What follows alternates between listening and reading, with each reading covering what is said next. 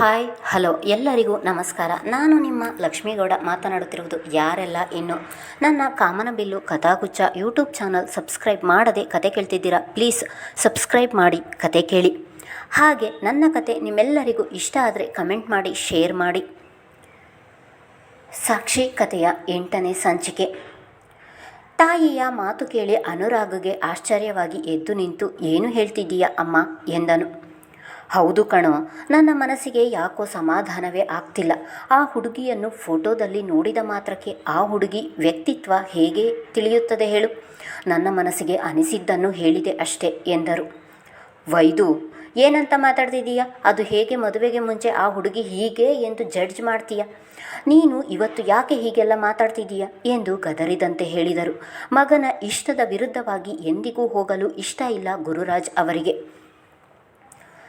ನಾನು ಆ ಹುಡುಗಿ ಹೀಗೆ ಎಂದು ಜಡ್ಜ್ ಮಾಡುತ್ತಿಲ್ಲ, ನನಗನಿಸಿದ್ದನ್ನು ಹೇಳಿದೆ ಎಂದ ತನ್ನ ತಾಯಿಯ ಮಾತನ್ನು ಕೇಳಿ ಅದೇಕೋ ಅವನ ಮನಸ್ಸಿಗೆ ನೋವಾಯಿತು. ಇನ್ನು ತನ್ನ ಪ್ರೀತಿಯನ್ನೂ ಕೂಡ ಹೇಳಿಲ್ಲ. ಆಗಲೇ ತನ್ನ ತಾಯಿಯ ಈ ರೀತಿಯ ಮಾತನ್ನು ಕೇಳಿ ಅವನ ಮನಸ್ಸು ನೊಂದು ಹೋಯಿತು. ಅಮ್ಮ, ಒಬ್ಬರನ್ನು ಪ್ರೀತಿಸಿ ಇನ್ನೊಬ್ಬರನ್ನು ಮದುವೆ ಮಾಡಿಕೊಳ್ಳುವ ವ್ಯಕ್ತಿತ್ವ ನನ್ನದಲ್ಲ. ಮದುವೆ ಅಂತ ಆದರೆ ಅದು ಪ್ರೀತಿಸಿದವರನ್ನು ಮಾತ್ರ ಎಂದು ಹೇಳಿ ಅಲ್ಲಿ ನಿಲ್ಲಲಾಗದೆ ಅದೇ ಬೇಸರದಲ್ಲಿ ತನ್ನ ಕೋಣೆಗೆ ಹೊರಟನು. ಮಗನ ಮಾತು ಕೇಳಿ ಇಬ್ಬರಿಗೂ ಭಯವಾಯಿತು. ಗುರುರಾಜ್ ಅವರಿಗಂತೂ ಮಗನ ಬೇಸರವನ್ನು ಸಹಿಸಲು ಆಗಲಿಲ್ಲ. ವೈದು, ಯಾಕೆ ಹೀಗೆಲ್ಲ ಮಾತಾಡ್ತಿದ್ದೀಯಾ? ನೋಡು, ನಿನ್ನ ಮಾತಿಂದ ಅವನು ಹೇಗೆ ಮಾತನಾಡಿ ಬೇಜಾರು ಮಾಡಿಕೊಂಡು ಹೋದ. ಅದು ಸರಿ, ನಿನಗೆ ಯಾಕೆ ಹೀಗೆ ಭಯ ಅಂತ ಎಂದರು. ಹಾಗಂತ ಹೆಂಡತಿಯ ಮೇಲೆ ಕೂಗಾಡಲು ಆಗುವುದಿಲ್ಲ ಅವರಿಗೆ. ಯಾಕೆ ಅಂತ ಗೊತ್ತಿಲ್ಲ, ನನಗೆ ಇರುವುದು ಒಬ್ಬನೇ ಮಗ, ಅವನ ಮೇಲೆ ಪ್ರಾಣನೇ ಇಟ್ಕೊಂಡಿದ್ದೀವಿ. ಯಾರೋ ನಮ್ಮ ಮನೆಗೆ ಬಂದು ನಮಗೆ ಹೊಂದಿಕೊಳ್ಳದೆ ನನ್ನ ಮಗನನ್ನು ನನ್ನಿಂದ ದೂರ ಮಾಡಿದರೆ ಎನ್ನುವ ಭಯ ನನ್ನನ್ನು ಕಾಡುತ್ತಿದೆ. ಅವನಿಗೆ ಬೇಜಾರಾಗುತ್ತೆ ಅಂತ ನನ್ನ ಎದೆಯಲ್ಲಿರುವ ಭಯವನ್ನು ನನಗೆ ಮುಚ್ಚಿಡಲು ಆಗುವುದಿಲ್ಲ. ಯಾಕೋ ಆ ಹುಡುಗಿ ನಮ್ಮ ಮನೆಗೆ ಸರಿ ಬರುವುದಿಲ್ಲ ಎನಿಸುತ್ತಿದೆ ಎಂದರು. ಅವರ ಮಾತಿಗೆ ಏನು ಹೇಳಬೇಕು ಎನ್ನುವುದೇ ತಿಳಿಯಲಿಲ್ಲ ಗುರುರಾಜ್ ಅವರಿಗೆ. ವೈದು, ಯಾಕಿಷ್ಟು ಯೋಚನೆ ಮಾಡ್ತಿದ್ದೀಯಾ? ನಮ್ಮ ಮನೆಯ ವಾತಾವರಣವನ್ನು ನೋಡಿ ಆ ಹುಡುಗಿಯೇ ನಮಗೆ ಹೊಂದಿಕೊಳ್ಳುತ್ತಾಳೆ. ಹೆಚ್ಚಿಗೆ ಯೋಚಿಸಬೇಡ. ಹಾಗಂತ ಇದನ್ನೇ ಪದೇ ಪದೇ ಅವನ ಎದುರು ಹೇಳಬೇಡ. ಅವನ ಮನಸ್ಸಿಗೆ ನೋವಾಗುತ್ತದೆ. ಯಾರನ್ನು ಇಷ್ಟಪಡದವನು ಮೊದಲ ಬಾರಿಗೆ ಆ ಹುಡುಗಿಯನ್ನು ಇಷ್ಟಪಟ್ಟಿದ್ದಾನೆ. ಹಾಗೆ ಬೇರೆ ಮಕ್ಕಳ ಹಾಗೆ ನಮ್ಮಿಂದ ವಿಷಯ ಮುಚ್ಚಿಟ್ಟಿಲ್ಲ. ಮುಚ್ಚುಮರೆ ಇಲ್ಲದೆ ಎಲ್ಲವನ್ನು ಹಂಚಿಕೊಳ್ಳುತ್ತಾನೆ. ಅಂಥವನ ಎದುರಿಗೆ ಈ ರೀತಿ ಮಾತನಾಡಿದರೆ ಅವನಿಗೆ ನೋವಾಗುವುದಿಲ್ವ ಹೇಳು? ನಾನೇನು ಹೇಳಬಾರ್ದು ಹೇಳಿದೆ ಎಂದು ಇಷ್ಟೊಂದು ಮಾತನಾಡುತ್ತಿದ್ದೀರಾ? ನಿಮ್ಮಷ್ಟೇ ನನಗೂ ಅವನ ಮೇಲೆ ಪ್ರೀತಿ ಇದೆ. ಬಂದವಳು ನಮ್ಮ ಮನೆಗೆ ಹೊಂದಿಕೊಂಡು ಖುಷಿಯಾಗಿ ಇದ್ದರೆ ನನಗೂ ಕೂಡ ನೆಮ್ಮದಿ ಎಂದವರು ಅಲ್ಲಿ ನಿಲ್ಲದೆ ಎದ್ದು ಹೋದರು. ವೈದೇಹಿ. ಸಾಕ್ಷಿ ಮನೆಗೆ ಬರುವ ವೇಳೆಗಾಗಲೇ ದೀಪಾ ಬಂದು ಆಟವಾಡುತ್ತಿದ್ದಳು. ಮನೆಯ ಮುಂದೆ ಬೈಕ್ ಇಲ್ಲದೆ ಇರುವುದನ್ನು ನೋಡಿ ತನ್ನ ಅಣ್ಣ ಇವತ್ತು ಇನ್ನೂ ಬಂದಿಲ್ಲ ಎಂದು ತಿಳಿಯಿತು.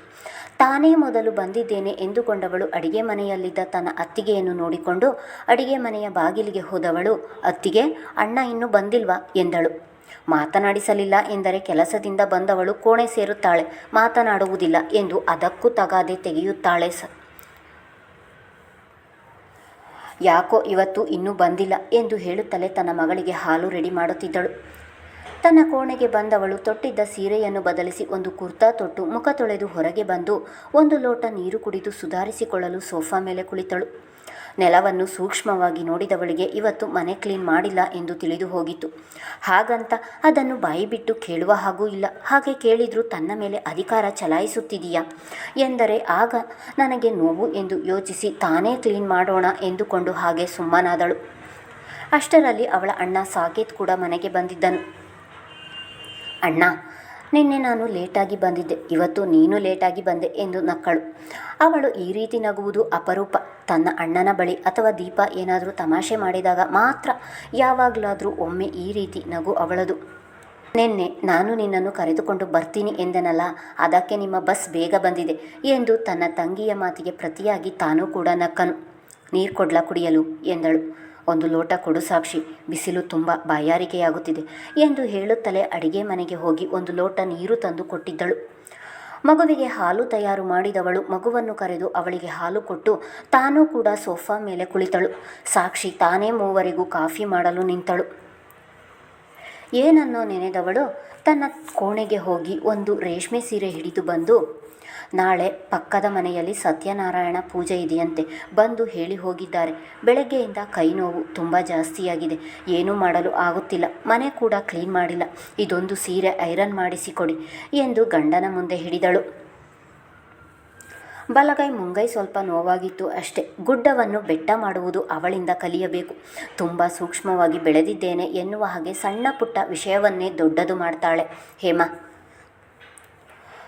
ಮೂವರಿಗೂ ಕಾಫಿ ಹಿಡಿದು ಬಂದವಳು, ಅತ್ತಿಗೆ, ಕೈ ನೋವು ಜಾಸ್ತಿ ಇದ್ದಿದ್ದರೆ ಬೆಳಿಗ್ಗೆ ಹಾಸ್ಪಿಟಲ್ಗೆ ಹೋಗಬೇಕು ತಾನೆ, ಹಾಗೆ ಬಿಟ್ಟರೆ ಹಳೆ ನೋವು ಬೀಳುತ್ತೆ. ಸೀರೆ ನಾನೇ ಐರನ್ ಮಾಡಿ ಮನೆ ಕ್ಲೀನ್ ಮಾಡ್ತೀನಿ, ನೀವು ಅಣ್ಣನ ಜೊತೆ ಹಾಸ್ಪಿಟಲ್ಗೆ ಹೋಗಿ ಬನ್ನಿ ಎಂದಳು. ನೀನು ಸೀರೆ ಐರನ್ ಮಾಡ್ತೀಯಾ? ಬೇಡ ಬಿಡು, ಸಂಜೆ ಅಡುಗೆ ಬೇರೆ ಮಾಡಬೇಕು ಎಂದಳು. ಅಡುಗೆ ಕೆಲಸ ಹಚ್ಚುವ ನೆಪದಲ್ಲಿ. ಪರವಾಗಿಲ್ಲ ಅತ್ತಿಗೆ, ಮನೆ ಕ್ಲೀನ್ ಮಾಡಿ ಐರನ್ ಮಾಡಿಟ್ಟು ಆಮೇಲೆ ಅಡುಗೆ ಮಾಡ್ತೀನಿ, ನೀವು ಮೊದಲು ಹಾಸ್ಪಿಟಲ್ಗೆ ಹೋಗಿ ಬನ್ನಿ ಎಂದವಳು. ಅಣ್ಣ, ಕೈ ಹಳೆ ನೋವು ಬಿದ್ದರೆ ಕಷ್ಟ, ಒಳ್ಳೆ ಡಾಕ್ಟರ್ ಬಳಿ ಕರೆದುಕೊಂಡು ಹೋಗು ಎಂದಳು. ಸರಿ, ರೆಡಿಯಾಗು ಹೋಗೋಣ ಎಂದು ಕಾಫಿ ಕುಡಿಯುತ್ತಲೇ ಹೆಂಡತಿಗೆ ಹೇಳಿದನು. ತಯಾರಾಗಿ ಗಂಡನ ಜೊತೆ ಹಾಸ್ಪಿಟಲ್ಗೆ ಹೋದಳು ಹೇಮಾ. ಅಡಿಗೆ ಮನೆ ಕೆಲವು ಪಾತ್ರೆಗಳು ಸಿಂಕಿನಲ್ಲಿ ಹಾಗೆಯೇ ಬಿದ್ದಿದ್ದವು. ಗ್ಯಾಸ್ ಕೂಡ ಸ್ವಚ್ಛ ಮಾಡಿರಲಿಲ್ಲ. ಮೊದಲು ಅಡಿಗೆ ಮನೆ ಸ್ವಚ್ಛ ಮಾಡಿದವಳು ಮಗುವಿನ ಜೊತೆ ಸ್ವಲ್ಪ ಮಾತನಾಡಿಕೊಂಡು ಮನೆಯೆಲ್ಲವನ್ನು ಗುಡಿಸಿ ಒರೆಸಿ ಅವಳ ಅತ್ತಿಗೆ ನೀಡಿದ ಸೀರೆಯನ್ನು ಕೂಡ ಐರನ್ ಮಾಡಿ ಇರಿಸಿದಳು. ಅಷ್ಟರಲ್ಲಿ ಹಾಸ್ಪಿಟಲ್ಗೆ ಹೋಗಿದ್ದವರು ಮನೆಗೆ ಬಂದಿದ್ದರು. ಅಣ್ಣ, ಡಾಕ್ಟರ್ ಏನು ಹೇಳಿದರು ಎಂದು ತನ್ನ ಅಣ್ಣ ಒಳ ಬರುತ್ತಲೇ ಕೇಳಿದಳು. ಏನೂ ಇಲ್ಲ ಸಾಕ್ಷಿ, ಸ್ವಲ್ಪ ಹೊರಳಿದ ಹಾಗೆ ಆಗಿದೆಯಂತೆ, ಇಂಜೆಕ್ಷನ್ ಟ್ಯಾಬ್ಲೆಟ್ ಕೊಟ್ಟಿದ್ದಾರೆ, ಕಡಿಮೆಯಾಗಲಿಲ್ಲ ಎಂದರೆ ನಾಳೆ ಪ್ಲಾಸ್ಟರ್ ಹಾಕ್ತಾರಂತೆ ಎಂದವನು ಬಟ್ಟೆ ಬದಲಿಸಲು ಹೋದನು. ಹೇಮಾ ಕೂಡ ಮಲಗಲು ಕೋಣೆ ಸೇರಿದಳು. ಇತ್ತ ಸಾಕ್ಷಿ ರಾತ್ರಿಗೆ ಅಡಿಗೆ ಮಾಡಲು ಅಡಿಗೆ ಮನೆ ಸೇರಿದಳು. ಬೆಳಗ್ಗೆಯಿಂದ ಸಂಜೆಯ ತನಕ ನಿಂತು ಕೆಲಸ ಮಾಡುವ ದೇಹಕ್ಕೆ ವಿಶ್ರಾಂತಿ ಎನ್ನುವುದು ಇರಲಿಲ್ಲ. ನೀನು ರೆಸ್ಟ್ ಮಾಡು, ನಾನೇ ಇದೆಲ್ಲ ಮಾಡ್ತೀನಿ ಎನ್ನುವ ಜೀವ ಅವಳ ಪಾಲಿಗೆ ಯಾರೂ ಇಲ್ಲ. ನನ್ನ ದೇಹಕ್ಕೆ ಆಯಾಸವಾಗಿದೆ, ಇವತ್ತು ನನಗೆ ಕೆಲಸ ಮಾಡಲು ಆಗುವುದಿಲ್ಲ, ಮಲಗ್ತೀನಿ ಎಂದು ಯಾರ ಬಳಿ ಹೇಳುತ್ತಾಳೆ?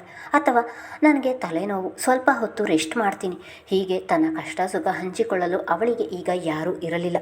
ಹಾಗಂತ ಸಣ್ಣ ಪುಟ್ಟ ವಿಚಾರವನ್ನೆಲ್ಲ ತನ್ನ ಅಣ್ಣನಿಗೆ ಹೇಳಲು ಆಗುವುದಿಲ್ಲ.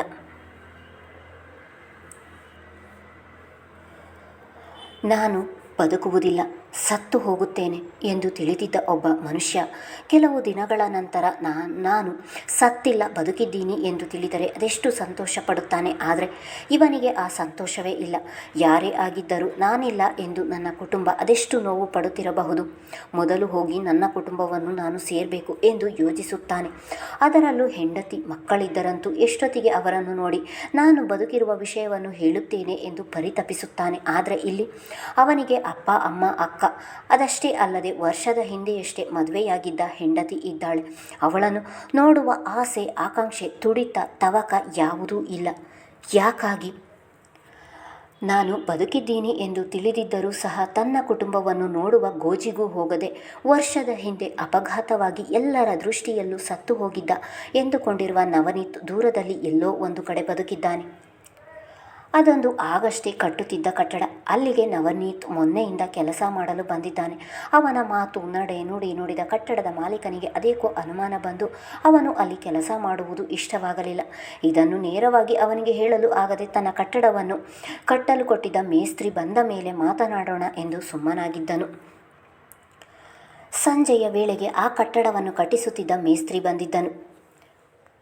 ಮೇಸ್ತ್ರಿ, ಆ ಹುಡುಗ ಯಾರು ಮೊನ್ನೆಯಿಂದ ಕೆಲಸಕ್ಕೆ ಬರ್ತಿದ್ದಾನಲ್ಲ ಎಂದನು. ಸರ್, ಅವನು ಹೊಸಬ, ಕೆಲಸ ಬೇಕು ಎಂದು ತುಂಬ ಕೇಳಿಕೊಂಡ. ಅವನಿಗೆ ಆ ಕರ್ನೆ ಕೆಲಸ ಬರುವುದಿಲ್ಲ, ಹೇಗಿದ್ರೂ ಕೈ ಕೆಲಸ ಮಾಡುವವರು ಕಮ್ಮಿ ಇದ್ದರು ಎಂದು ಸೇರಿಸಿಕೊಂಡೆ. ಯಾಕೆ, ಏನಾದರೂ ಮಾಡಿದ್ನಾ ಎಂದನು ಮೇಸ್ತ್ರಿ. ಏನೂ ಮಾಡಿಲ್ಲ, ಅವನು ಹೆಚ್ಚಿಗೆ ಮಾತನಾಡುವುದಿಲ್ಲ. ಆದರೂ ಕೂಡ ಅವನ ಮಾತು, ನಡೆ, ನುಡಿ ನೋಡಿದರೆ ನನಗೆ ಯಾಕೋ ಇಷ್ಟ ಆಗ್ತಿಲ್ಲ. ನಾಳೆಯಿಂದ ಬೇರೆ ಕೆಲಸದವರನ್ನು ಕರೆದುಕೊಂಡು ಬಾ ಎಂದನು. ಮನೆಯ ಮಾಲೀಕ ಅವನು. ಮಾಲೀಕ ಹೇಳಿದ ಹಾಗೆ ಮೇಸ್ತ್ರಿ ಕೇಳಲೇಬೇಕು. ಅವನನ್ನು ಕೆಲಸದಿಂದ ತೆಗೆಯಲು ಆಗುವುದಿಲ್ಲ ಎಂದು ಹೇಳಲು ಸಾಧ್ಯವಿಲ್ಲ. ಸರಿ ಸರ್ ಎಂದು ತಲೆ ಆಡಿಸಿದ್ದನು. ಮುಂದುವರಿಯುವುದು. ನವನೀತ್ ಯಾರು ಎಂದು ತಿಳಿಯಿತ. ನಿಮ್ಮೆಲ್ಲರ ಊಹೆ ಸರಿಯಿದೆ, ಅವನೇ ಸಾಕ್ಷಿ ಗಂಡ.